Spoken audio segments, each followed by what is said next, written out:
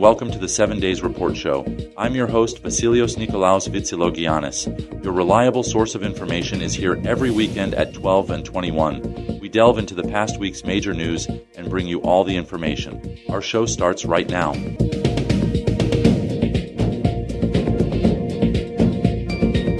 Multiple wildfires continue to devastate Southern California, with the death toll rising to at least 24 as of January 13, 2025.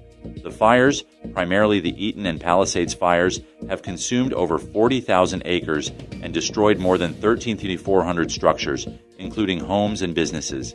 Approximately 105,000 residents are under mandatory evacuation orders, while another 87,000 face evacuation warnings due to the ongoing threat posed by the flames and strong Santa Ana winds. Firefighters were in a desperate battle against these blazes, exacerbated by severe drought conditions and gusts reaching up to 100 mph. As crews worked tirelessly to contain the fires, currently at 27% containment for Eaton and only 11% for Palisades, forecasts predicted a return of strong winds that could hinder firefighting efforts.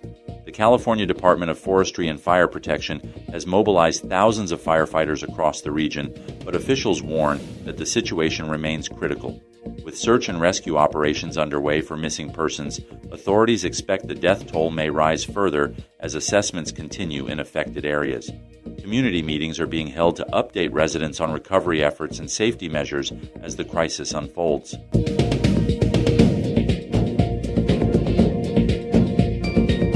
Tensions in South Korea are escalating as investigators prepare for a second attempt to arrest suspended President Yoon Suk-yeol, who is evading capture amid ongoing impeachment proceedings. The first hearing of the impeachment trial, held on January 14, 2025, was adjourned shortly after it began due to Yoon's absence.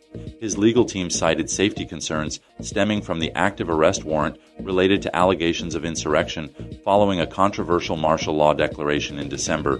Yoon has fortified his residence in Seoul, surrounded by supporters and security personnel, making any arrest attempt challenging. The Corruption Investigation Office, CIO, has mobilized significant resources, including a request for 1,000 police officers to assist in the next arrest effort. This marks a historic moment, as Yoon would be the first sitting South Korean president to face arrest if captured. Public sentiment is divided. While conservative supporters rally around Yoon, rival protesters demand accountability for his actions. The Constitutional Court must decide within 180 days whether to uphold the impeachment, with the next hearing scheduled soon. As the political crisis unfolds, both Yoon's fate and South Korea's democratic integrity hang in the balance.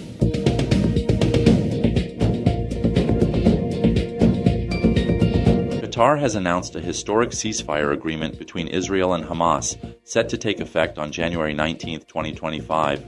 This pivotal deal, revealed by Qatari Prime Minister Mohammed bin Abdulrahman Al Thani, aims to halt military operations in Gaza and facilitate the release of hostages held by Hamas since the outbreak of conflict on October 7, 2023.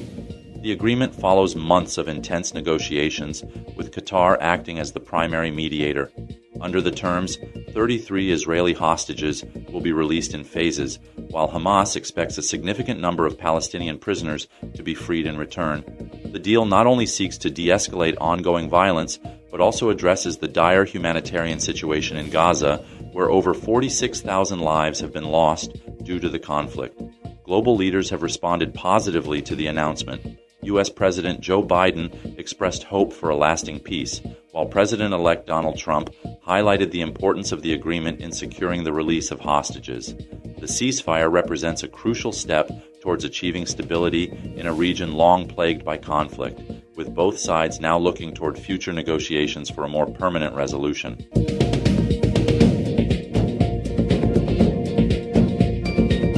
A pivotal moment for Sahra Wagenknecht and her newly formed party, the Sahra Wagenknecht Alliance, BSW, is on the horizon as Germany prepares for a snap federal election on February 23, 2025. This election follows the collapse of Chancellor Olaf Scholz's coalition government and marks a significant test for Wagenknecht, a prominent figure who previously represented the Left Party.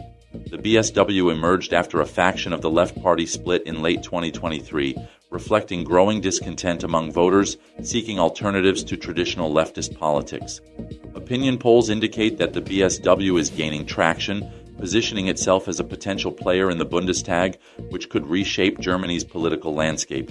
The party's platform emphasizes social justice and economic reform, resonating with voters disillusioned by the status quo. As the election date approaches, candidates from major parties are ramping up their campaigns. Wagenknecht's ability to mobilize support will be crucial. Her performance could determine whether the BSW secures a foothold in parliament or fades into obscurity. With debates scheduled leading up to the election, all eyes will be on how she articulates her vision and responds to challenges from established parties.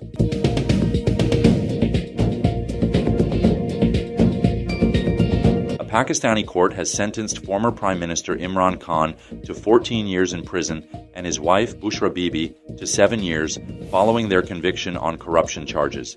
This ruling, delivered on January 17, 2025, marks a significant escalation in the legal troubles facing Khan, who has been imprisoned since August 2023 for previous corruption-related offenses. The court found Khan guilty of accepting a land gift from real estate tycoon Malik Riaz in exchange for laundering money during his time in office. Prosecutors alleged that Khan allowed Riaz to use laundered funds to settle fines related to a separate case involving $190 million to $240 million returned to Pakistan by British authorities in 2022. Both Khan and his wife have denied any wrongdoing, claiming the charges are politically motivated efforts by rivals to prevent Khan's return to power. Khan's Pakistan Tehreek-e-Insaf (PTI) party has condemned the verdict as a bogus case and plans to appeal.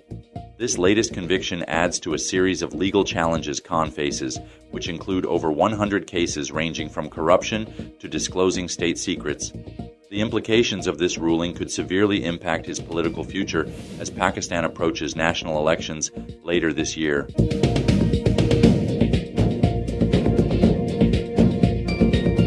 That was 7 Days Report. I want to thank you for being here with us all this time. I'm your host, Vasilios Nikolaos Vitsilogiannis. We'll be back in a few hours. Have a nice weekend.